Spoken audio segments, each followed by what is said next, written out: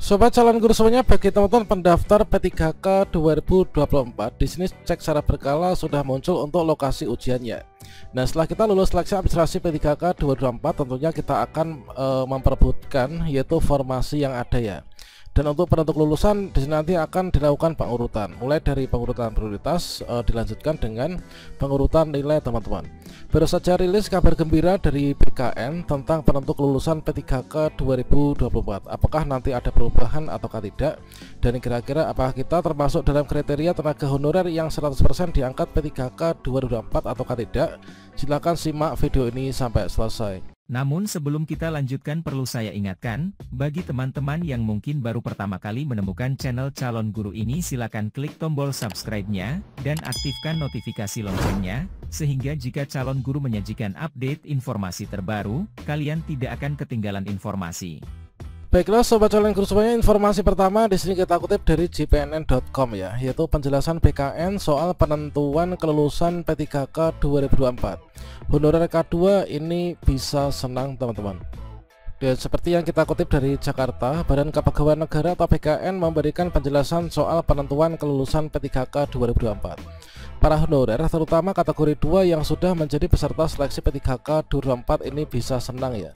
Menurut Deputi Bidang Sistem Informasi Kepegawaian Sinka yaitu BKN Suherman, di sini penentuan kelulusan P3K 2024 sangat berpihak kepada honorer K2 dan juga tenaga non ASN database BKN. Jadi sistem penentuan kelulusannya itu berdasarkan dari ranking ya, tidak ada passing grade, itu kata beliau teman-teman. Dan lanjutnya beliau menjelaskan yaitu kalaupun honorer K2 mendapatkan nilai lebih rendah dibandingkan non ASN database BKN, tetapi tetap diprioritaskan lebih dahulu ya. Prinsipnya, kata Deputi Suherman, yaitu sesuai keputusan Menteri Pendayagunaan Aparatur Negara dan Reformasi Birokrasi Kemenpan RB nomor 347 tahun 2024 tentang pengadaan seleksi P3K 2024, honorer K2 merupakan peserta prioritas teratas ya. Artinya jika masih ada honorer K2 maka habiskan dahulu itu. Jika honorer K2 sudah habis, bisa dilanjutkan dengan peserta kategori lainnya. Dan senada dengan itu, Deputi Bidang Mutasi Kepegawaian BKN Aris Widianto juga menjelaskan dari 3 regulasi pengadaan seleksi P3K 2024 mulai dari Kemenpan RB nomor 347, 348, kemudian juga 349. Di sini terkait tentang pengadaan seleksi P3K ya. Jadi penentuan kelulusannya itu berdasarkan dari sistem ranking. Panselnas akan mengambil ranking terbaik saat penentuan kelulusan berdasarkan dari skala prioritas ya. Dia mencontohkan instansi A menyediakan 50 formasi. Nah, pesertanya itu ada 85, terdiri dari 10 honorer K2, kemudian non ASN masuk data BKN 55 orang dan juga 20 non ASN BKN, ini ada 20 ya. Dari hasil tes misalkan yang lebih tinggi nilainya adalah non ASN database BKN disusul non database, sedangkan K2 hanya 5 nilainya tinggi. Bagaimana penentuan kelulusannya? Berarti 5 honorer K2 yang nilainya tinggi itu masuk ya, sisanya 5 ini tetap masuk juga karena mereka paling prioritas. Jadi dari 50 formasi, 10 diantaranya itu diisi oleh honorer K2, sedangkan sisanya 40 formasi diperebutkan oleh 55 non ASN database, sedangkan 20 non database ini tidak bisa mendapatkan formasi teman-teman. Jadi seperti yang kita ketahui bahwasanya di sini untuk mekanisme seleksi P3K di sini didahulukan dari pelamar prioritas, kemudian STHK 2, non ASN database BKN dan juga non ASN yang aktif bekerja di instansi pemerintah. Nah, keseluruhannya mengikuti seleksi yaitu tidak ada passing grade dan kelulusan berdasarkan dari peringkat terbaik ya atau perankingan. Jadi untuk urutan penentuan kelulusan ini sudah jelas ya, ini sudah sering kita bahas nilai untuk P3K teknis, kemudian P3K guru, kemudian di sini untuk P3K tenaga kesehatan.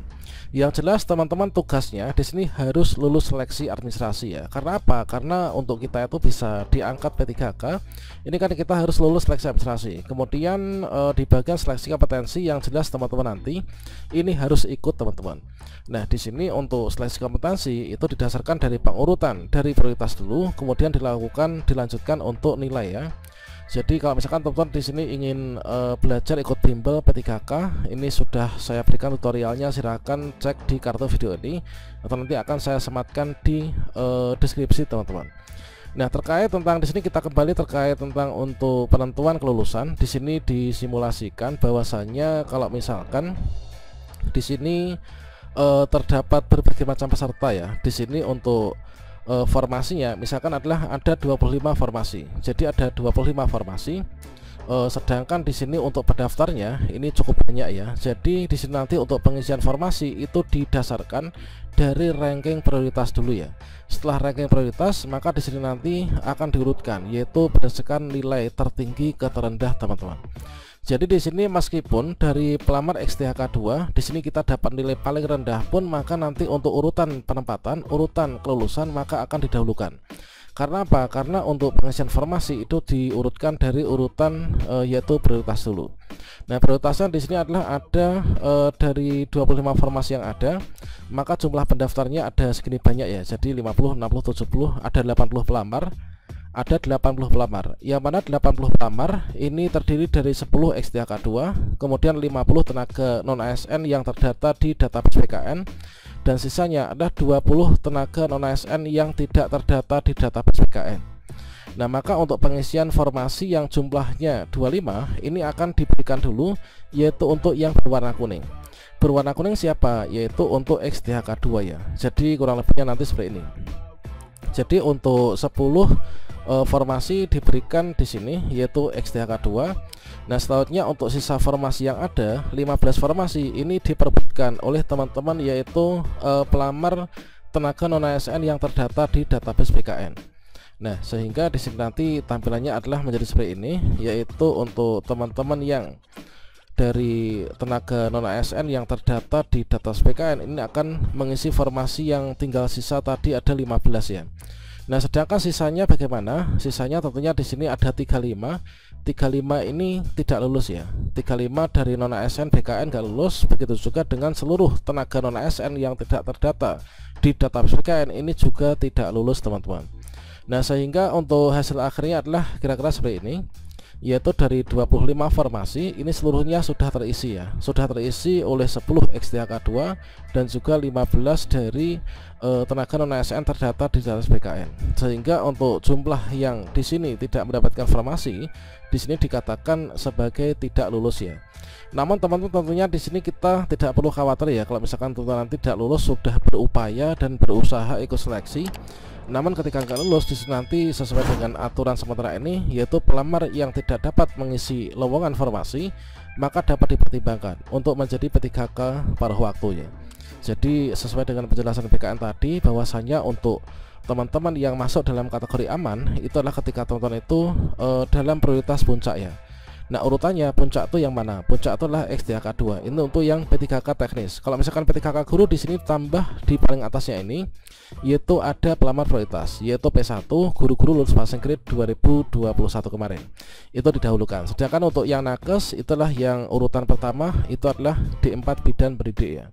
Nah, kira-kira demikian. Nah, setelah teman-teman mengetahui informasi dari BKN ini, maka kalau misalkan diposisikan kalian itu berada di urutan keberapa nih? Apakah kalian optimis lulus ataukah tidak? Silahkan tinggalkan sejak di kolom komentar. Nanti kita diskusi seperti biasanya ya.